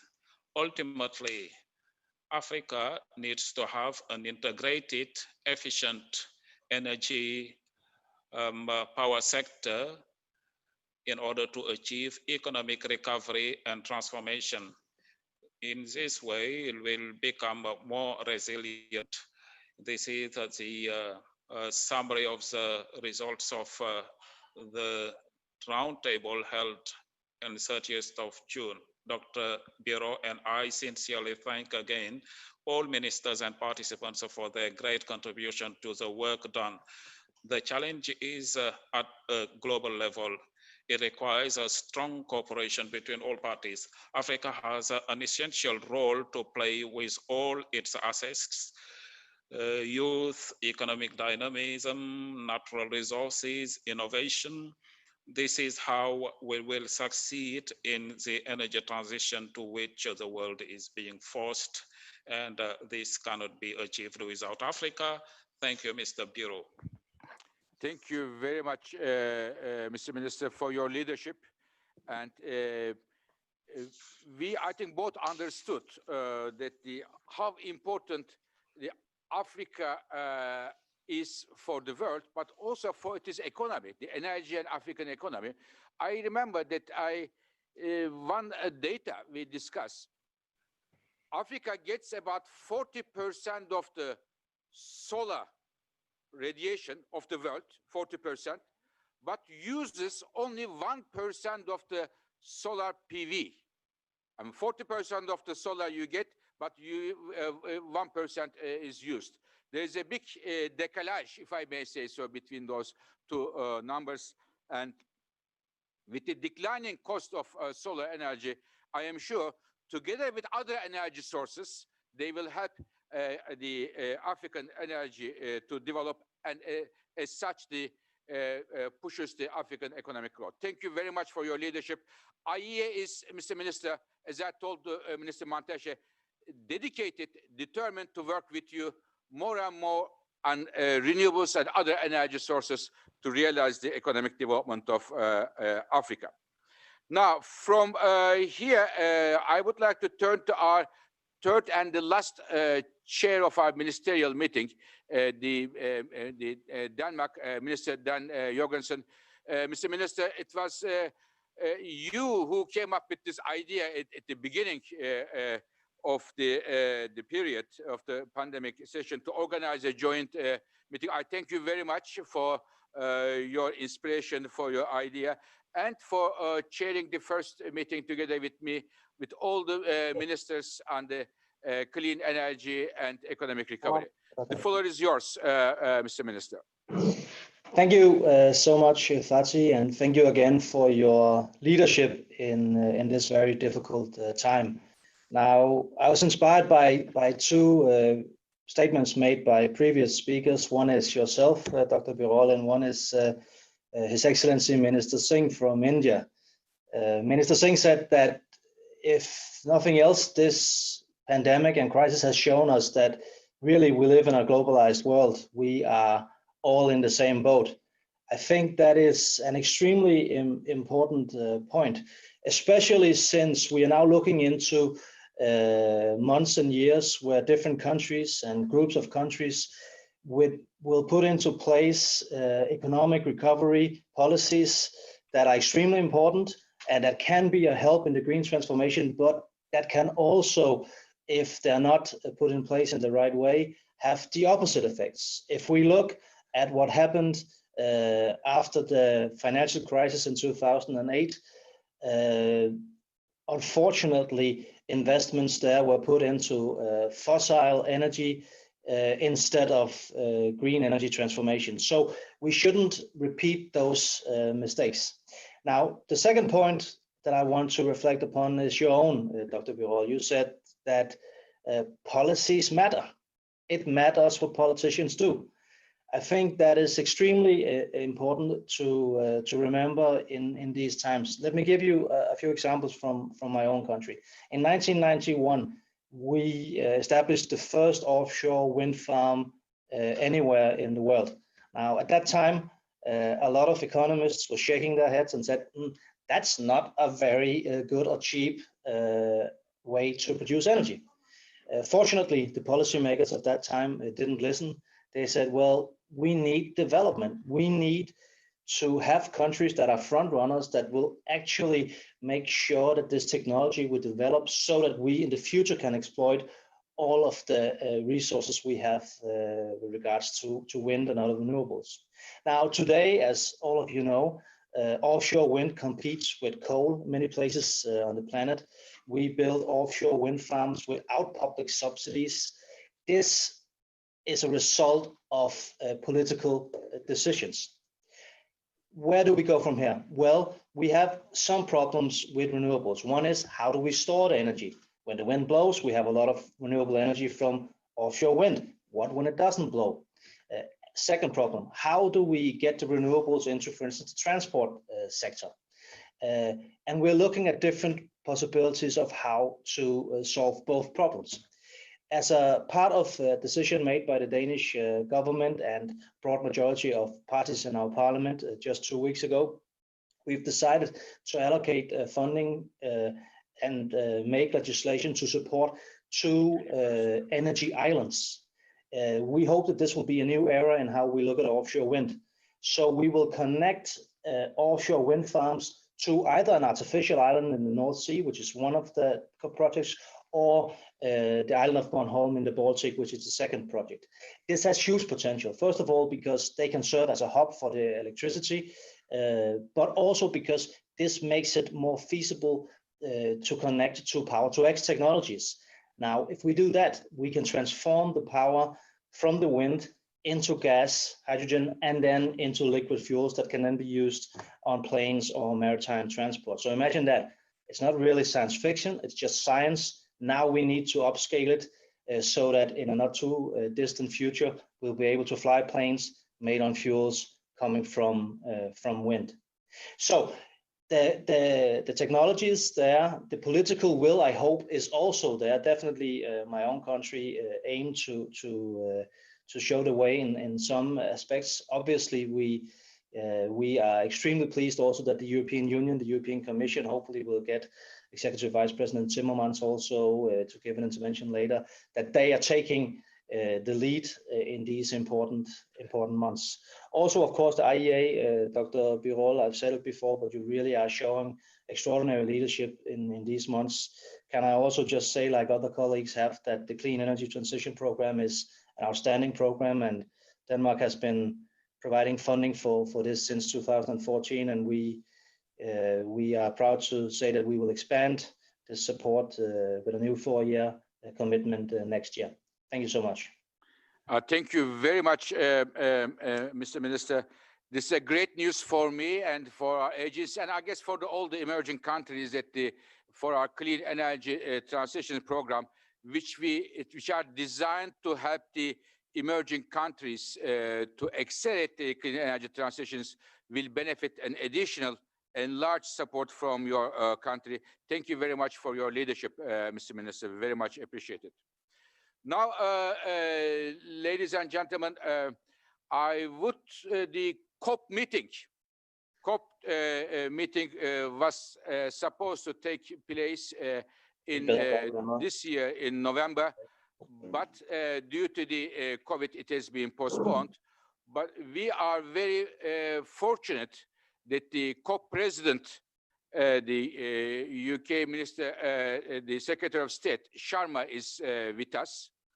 But before going to him, the co-chair of COP, the Italian Minister Costa, has a message. But even before him, I just saw Ireland, Mr. Ryan, the minister. Congratulations, he just started yesterday as a minister and today joining the IEA meeting, IEA summit. Congratulations, Iman, and all the best, and looking forward to see you sometime very soon. Thank you very much. Thank you very much. So now, first to Italy.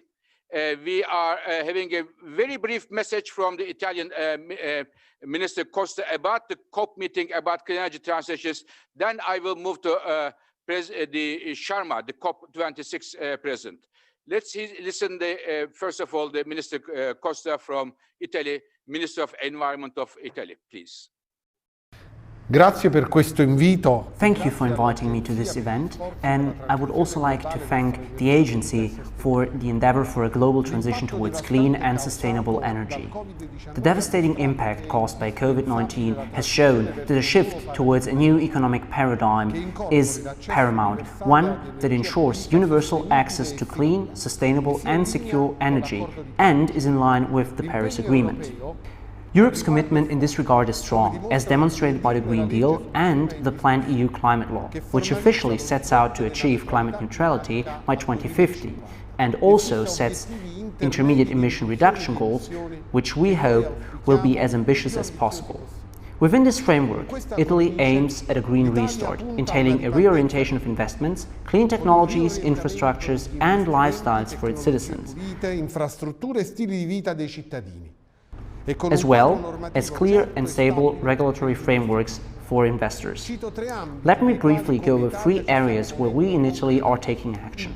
First, the reduction of overall energy consumption by pushing strongly for the regeneration of buildings by extensive measures of energy efficiency and, thanks to substantial incentives, also the fostering of the use of low-impact public or shared transport, as well as the facilitation of bicycle and pedestrian mobility alongside smart working.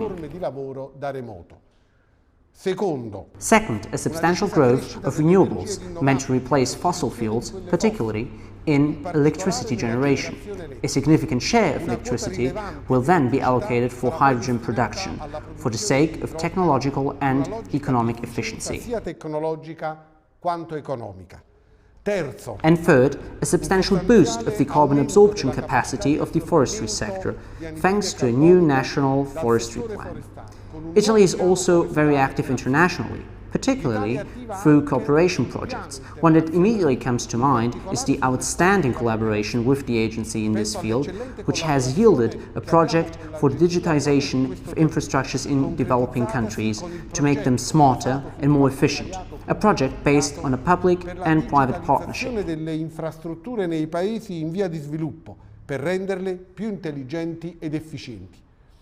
With this commitment, we want to show that an industrial country such as Italy, that is already at the forefront of energy efficiency and circular economy, can reconcile growth with the fight against climate change and environmental protection. This calling card, in the coming year, within the framework of our partnership with the UK for COP26, we will organize Pre-COP and Youth for Climate, an event for young people from all over the world that will have the opportunity to have a fruitful exchange with decision makers and negotiators. Con decisori politici e negoziatori. Okay, I would like to thank the Italian government once again for the great support we get in terms of the working on digitalization of the grids, electricity grids. We talk about the fuels a lot, but we forget sometimes how essential the grids are bringing electricity, different parts of the cities, countries, and we are thankful to Italian government for their support to IEA so that we can work better for the modernization, strengthening of the electricity grids around the world. Now, as the last speaker, we have the COP26 president. I saw him a second ago. Yes, Secretary of State, Mr. Sharma, thank you very much for joining us, sir. Before we hear the COP26 president, let me share with you one information I promised to give you.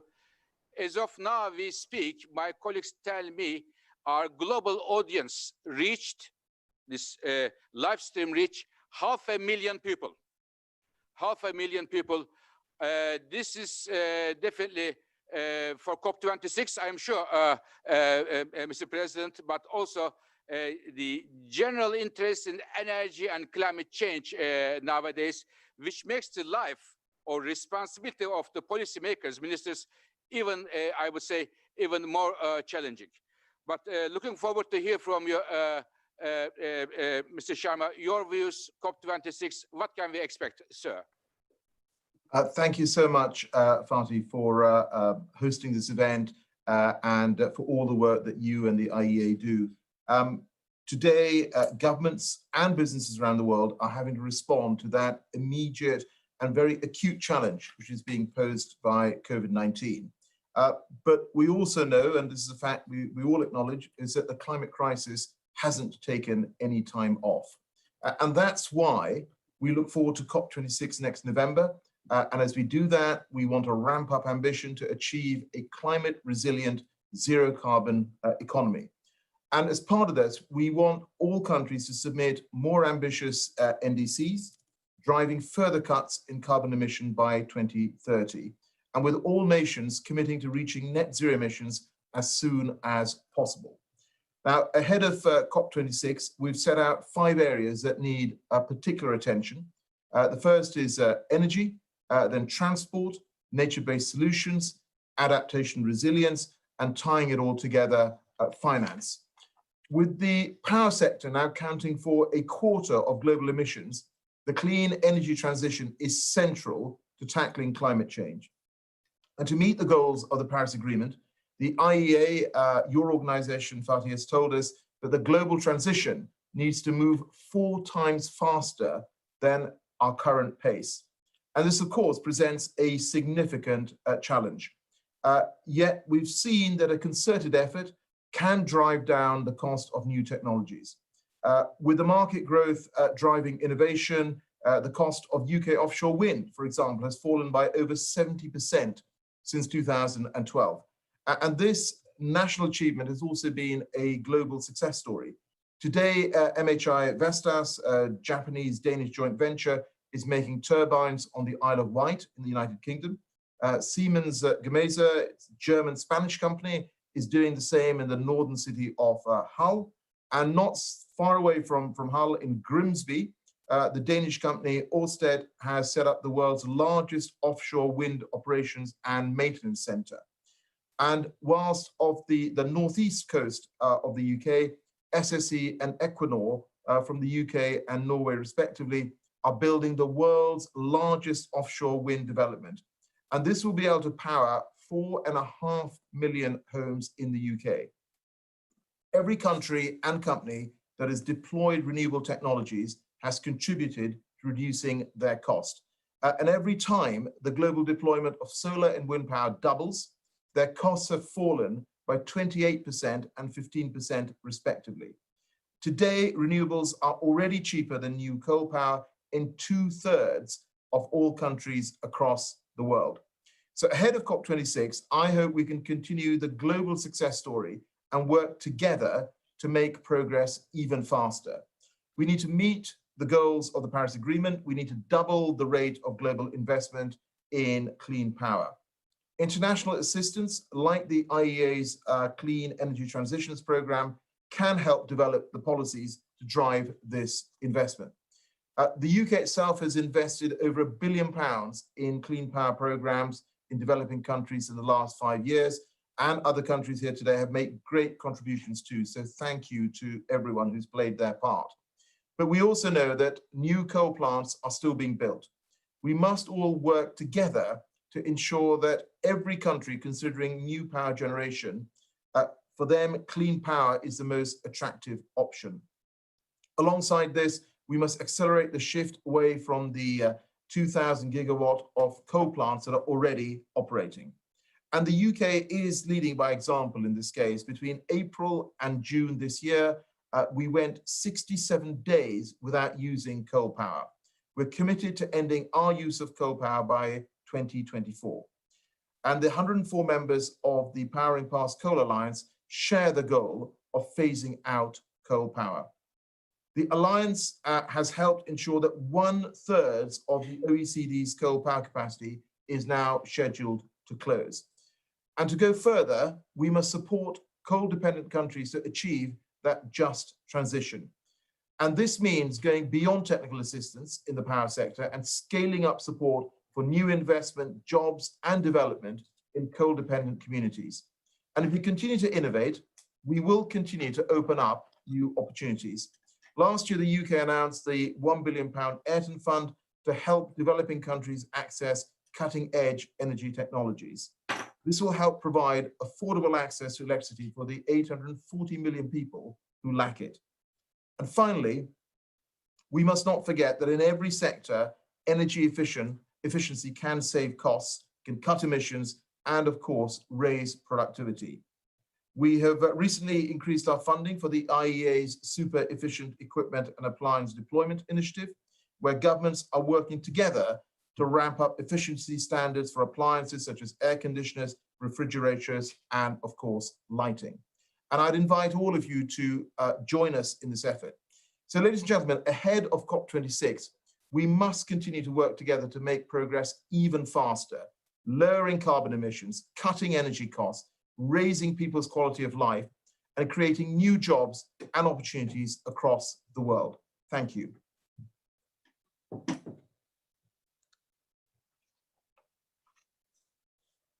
Mr. Sharma, can I ask you one very quick question, if I may? I think many of us here, I see, went to many COP meetings. I see, for example, Laurence Toubiana just joined us, who was one of the architects of Paris Agreement, or my friend Stefan Singer from Climate Action Network. We went to many COP meetings. What is different? What can we expect different from COP26 compared to previous COP meetings? And I see also Teresa Ribera here, who hosted the previous COP meeting. Mr. Sharma, please. Well, I think, Fadi, one of the things I'd say is that what's been great is getting the advice and collaboration from other colleagues who've been involved in previous COPs, and I found that incredibly valuable to have that link. But indeed, you know, what are we building on? So we're going to be 5 years on from the Paris Agreement, and COP26 actually represents that landmark moment. You know, we're all talking globally around a green recovery, and I think we're at that inflection point now where you have big corporates, you have civil society, you have non-state actors, you've got governments all coming together to want the same thing, which is this green recovery. So I think what we must reach is that negotiated outcome that finalizes the Paris rule book. And of course, as I said, we want all countries to come forward with ambition for their 2030 climate action plans.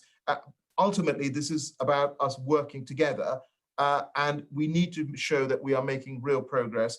And frankly, the current generation and future generations deserve nothing less.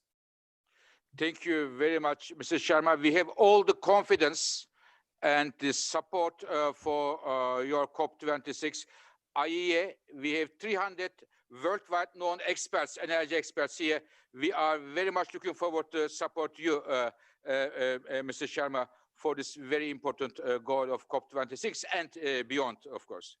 So, dear colleagues, we are spot on. I mean, exactly, we wanted to finish at this time with agenda.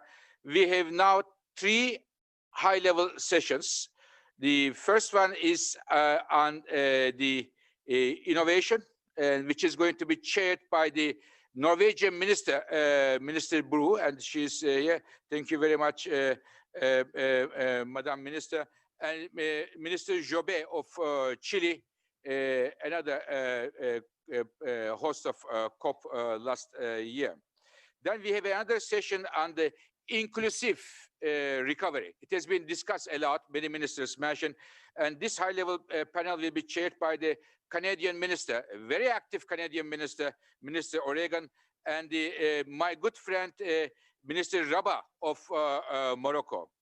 And the third and the final high-level panel is going to be chaired by the European Union Commissioner, Mrs. Simpson, and also with the Thai Minister, Minister Sontajaravong. And we are going to meet in 1 hour back here for the closing session. And I would suggest that for those of you participating via Zoom, you will be automatically directed to the panel that you have pre-selected. For those of you following via live stream, please go to the IEA website and select the appropriate link to the panel you wish to follow. Please enjoy the discussions, and let's return promptly to the finishing plenary session. Thank you very much.